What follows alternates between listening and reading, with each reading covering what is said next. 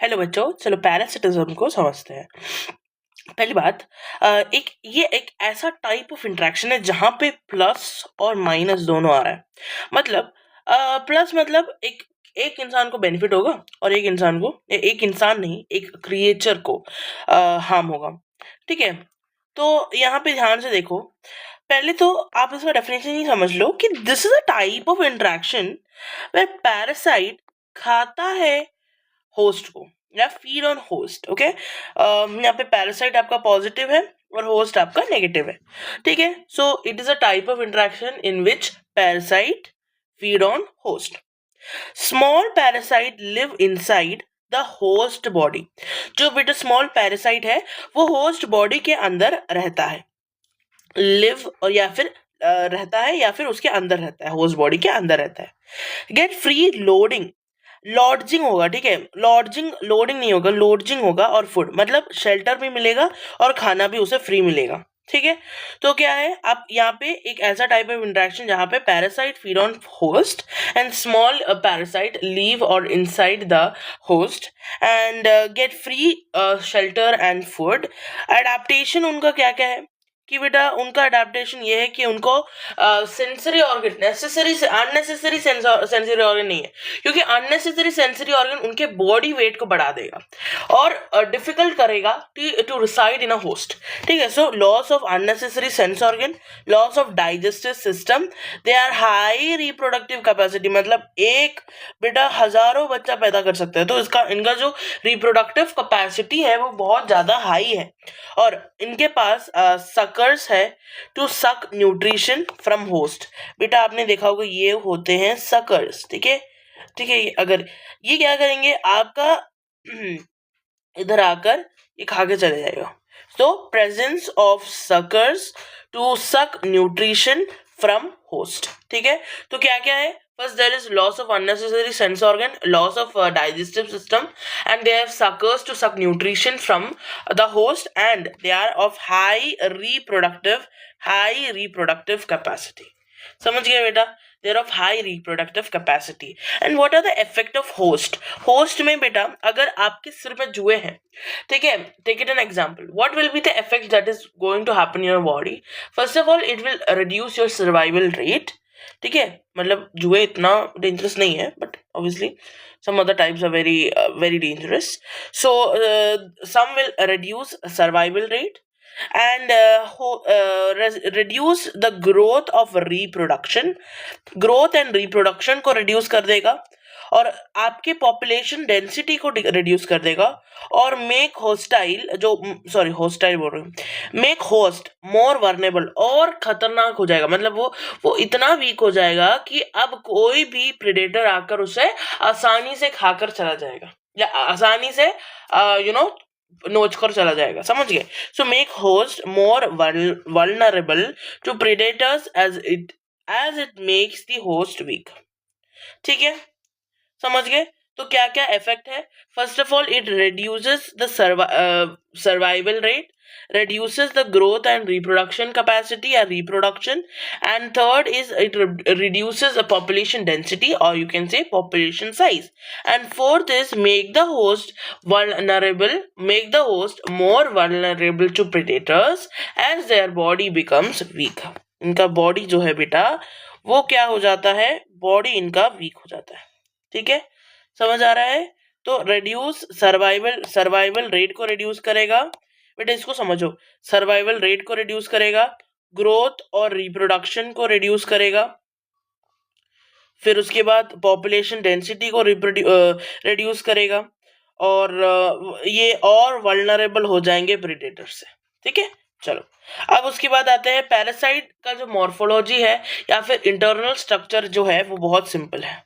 So in parasite what you can say is parasites are simple in morphology में भी simple है और internal structure भी इनका सिंपल है, बट इनका जो लाइफ साइकिल है वो बड़ा कॉम्प्लेक्स है। Life cycle is a little complex one. ठीक है, तो आपको याद रखना है कि जो पैरासाइट है वो सिंपल है, simple in morphology and internal structure, but they have a very complex life cycle, require more than one host, एक से ज्यादा होस्ट चाहिए ताकि ये अपना लाइफ साइकिल को कंप्लीट कर सके.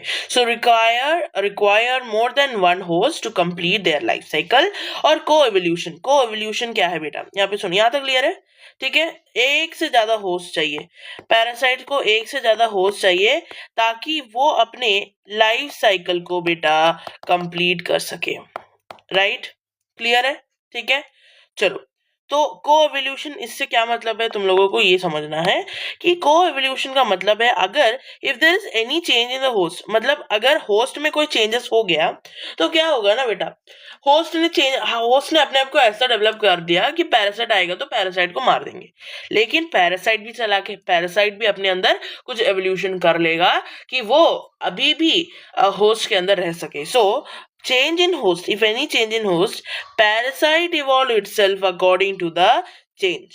ठीक है, अब गुड पैरासाइट जो है वो अपने होस्ट को हार्म नहीं करता है while deriving nutrition from them.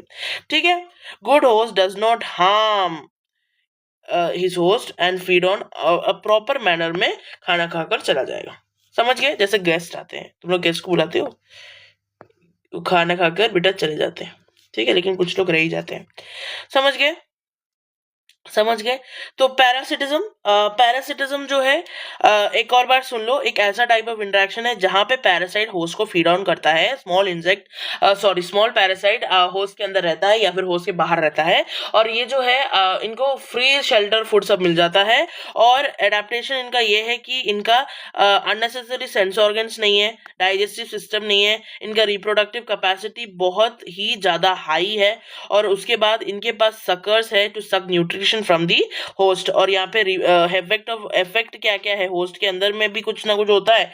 तो होस्ट को सर्वाइवल रेट रिड्यूस होगा, ग्रोथ और रिप्रोडक्शन रिड्यूस होगा, पॉपुलेशन साइज रिड्यूस होगा, और होस्ट को मोर वल्नरेबल टू प्रेडेटर्स कर देगा क्योंकि होस्ट की बॉडी इनके कारण वीक हो गई है. और जो पैरासाइट है वो सिंपल है मॉर्फोलॉजी में और इंटरनल स्ट्रक्चर में.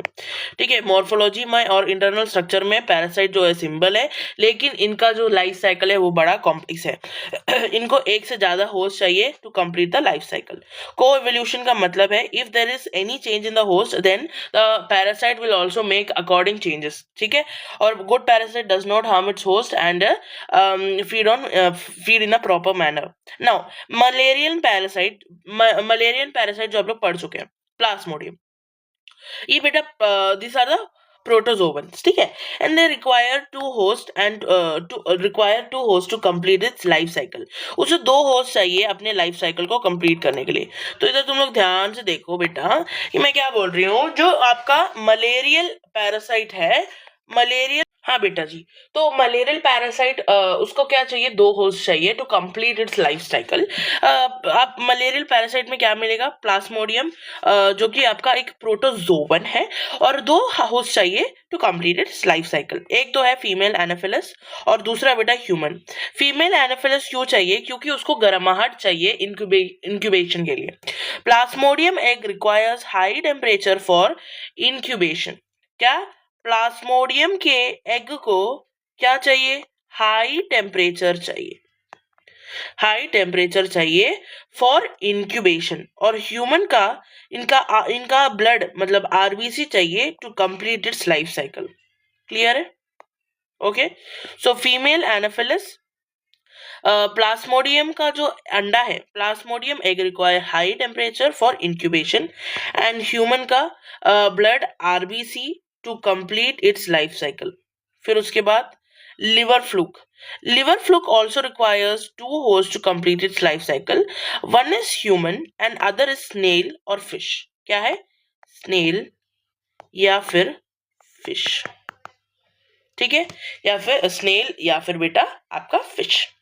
पैरासिटिज्म, इसको भी समझ लो. पैरासिटिज्म आपके दो टाइप्स के होते हैं. एक तो एक्टोपैरासाइट मतलब आउटसाइड, और एक तो होता है एंडोपैरासाइट मतलब इनसाइड. ठीक है, अच्छा, एक्टोपैरासाइट मतलब on the surface of host. For example lice in human मतलब जुए, और टिक्स ये भी जुए की तरह ही होते हैं, आप ना डॉगी के शरीर में पाएंगे. और कस्कुटा कस्कूटा प्लांट जो है आपका अमरबेल, ठीक है, it is also a plant parasite. ये जो है ना वो हेडजेस में ग्रो करते हैं, इनके पास क्लोरोफिल नहीं है या फिर लीफ ही नहीं है, और ये क्या करते हैं, फूड को सक करते हैं फ्रॉम द स्टेम, सक फूड फ्रॉम स्टेम, जो कि आपका होस्ट है, स्टेम यहाँ पे आपका होस्ट है, और ये एक टोटल स्टेम पैरासाइट है, ठीक है। अगर मैं एंडो पैरासाइट की बात करूं, ये होता है आपका inside host, complete its life cycle, लेकिन इनका जो लाइफ साइकिल है वो कॉम्प्लेक्स है, इनसाइड होस्ट है, और इनका जो मॉर्फोलॉजिकल और एनाटॉमिकल स्ट्रक्चर है वो क्या है, वो बहुत बड़ा सिंपल है, so it does not affect its reproducing capacity. और फिर उसके बाद कौन कौन से हैं, ascaris, liver fluke, plasmodium. Plasmodium के बारे में बात कर लिया, इनके पास भी 2 होस्ट है, एनाफिलस और ह्यूमन।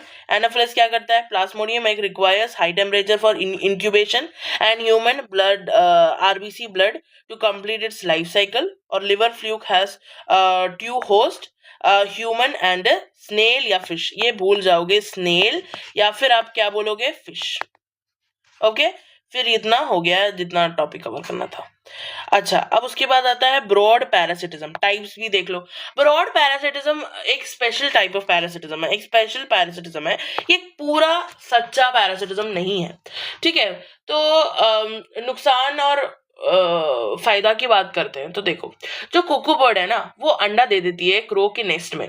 क्यों? क्योंकि क्रो और कुकू का जो अंडा होता है बहुत सिमिलर होता है। The egg of cuckoo and the egg of cuckoo resembles the egg of crow, so in and because of this, cuckoo bird lays egg in the nest of crow, and the crow protects the egg, assuming it to be hers. So this is a type of broad आपका parasitism, मतलब cuckoo lays its egg in the nest of crow, and as it lay, and as the egg shows resemblance with the egg of crow, and crow protects the egg of from the predators से crow के अंडे समझकर वो predator से बचाता है अपने बच्चा समझकर। पैदा भी होता है तब भी उसे बचा, क्योंकि कुकू और जो आपका कुकू और क्रो का बच्चा भी सेम दिखता है, बहुत सेम लगता है, ठीक है। अब इनका जो ब्रीडिंग सीजन होता है स्प्रिंग से समर के बीच में होता है।